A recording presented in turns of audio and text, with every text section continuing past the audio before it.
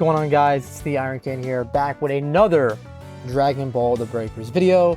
Again, with season 1 ending, I'm kind of just doing a overview of certain things from season 1, and for this video we're going to be looking at super attacks, particularly the top 5 best super attacks in the game and the top 5 worst super attacks in the game. And without further ado, let's get right into it. So for best, we're going to be doing best super attacks first.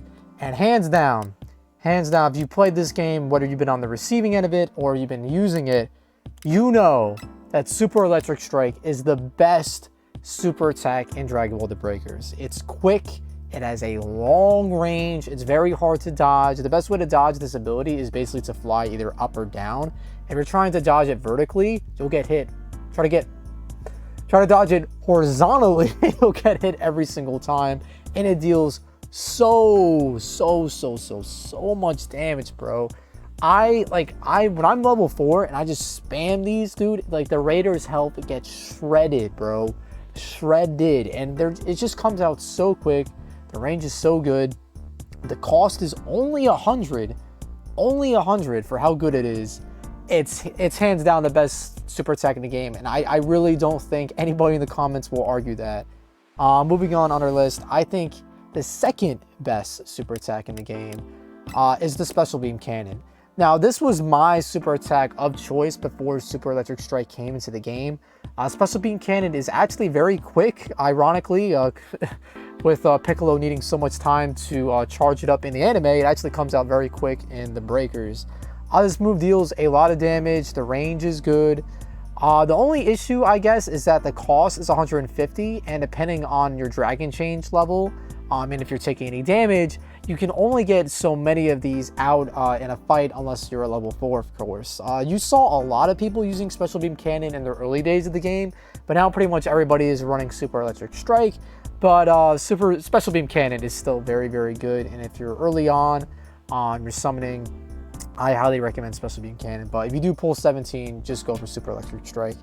Now, some people might disagree here. I think this is where we might start to get divided in terms of people thinking what super attacks are the best. I really like the Justice Rush from Videl, man. I really do like it. Now, of course, with these physical supers, you can be shot with Ki Blast as you're charging up to the Raider, so you can be taking damage as you're coming to the Raider and technically get interrupted, but you do have super armor. So once you get hit with a super attack as you're charging, you don't get interrupted, but you will lose your change power as you're charging. Of course, these are very easily dodged. There is tracking on it, but once this ability lands, I think what I like so much about it is that it's comboable. So what's great about melee combos in this game is that it allows other survivors to land other super attacks. So say, for example, you hit Justice Rush on the Raider, somebody else can hit the Raider with Super Electric Strike, with Special Beam, with any other super attack in the game, with another Justice Rush. And what's so cool about Justice Rush is that you can land one right afterwards and keep holding the Raider in place, allowing other survivors to take pot shots on them. And I think a lot of people are sleeping on this move just because it's Videl, but Justice Rush is really good, man. It's my level 1 because I think it catches a lot of Raiders off guard. And if you land this bad boy, it does a full bar of damage.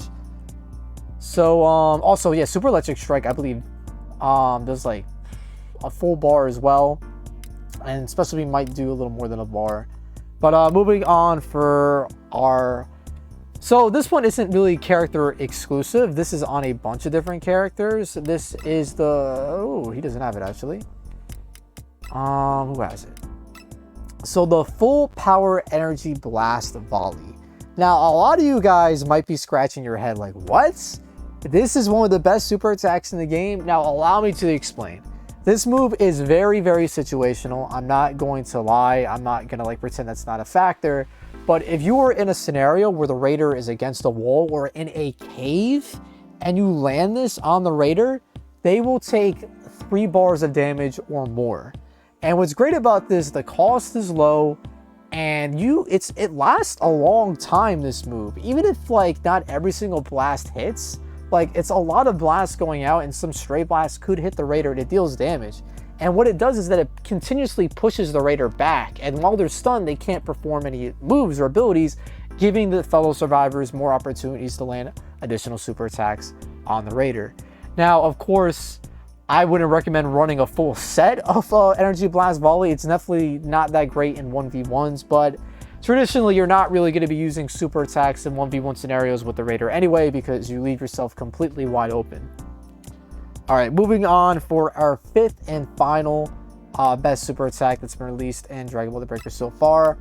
I think Double Buster. I think Double Buster is really, really good. It's very similar to these other moves like Burning Attack, very similar to the Misenko. They're basically like the Kamehameha in this game, but they're very quick, they're very snappy. Of course, the damage is a little less due to that, but so is the cost. So I feel like it kind of evens itself out. And what's cool about Double Buster is that if you miss, you can actually hit the super attack button again and wind the blast and like curve it to the raider, potentially hitting them even if you missed them the first time.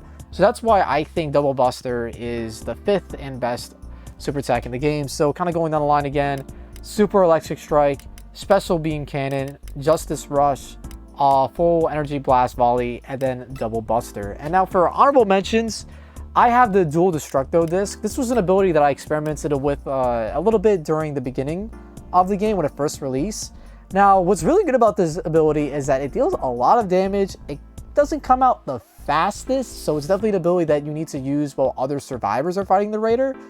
But it sucks close range. It's definitely terrible close range, but it deals decent damage for what it is. And then, of course, the Misenko. The Misenko is pretty good. It's very snappy. The damage isn't bad, and the energy cost is pretty low. And lastly, I have the Wolfang Fist. It's not bad. It's basically like a baby version of the Justice Rush, and it's definitely better than Goku's Kaioken Assault. Now for the fun part, the worst super attacks in the game. And I don't know if you guys have seen some of the streams. I don't know if you guys saw my Goten and Trunks video, but Goten is trash. Goten, this ability is so fucking bad, bro. The energy cost, don't get me wrong, is low. It's very low, but it's so trash to land. When you finally land it, the damage is terrible. And it's just, bro, there's just so many better super attacks in the game. I don't see anybody using this. If you use it, you're a madman. I think you need to like go to the doctor and get checked out mentally. I don't know, guys. If you disagree in the comments, let me know why. But I think this is hands down, not even close, the worst super attack in the game by far.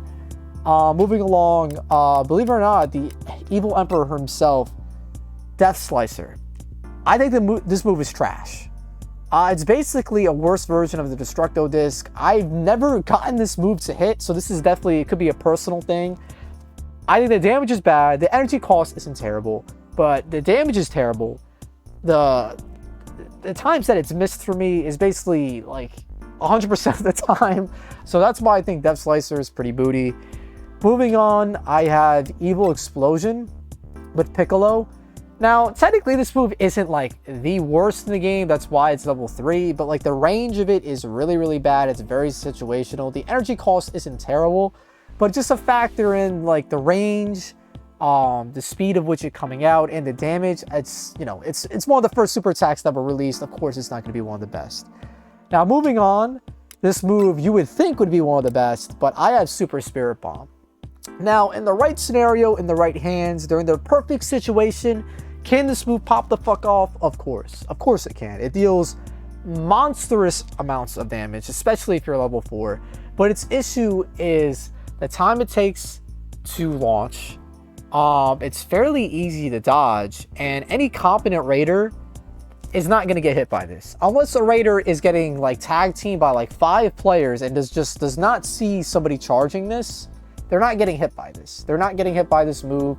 And what's terrible about this is that I believe even if you're a level 3, you have like what, 400 limit for your chains. So you can only pop like 2 of these, assuming you don't take any damage, right? If you're level 2 or level 1, good luck.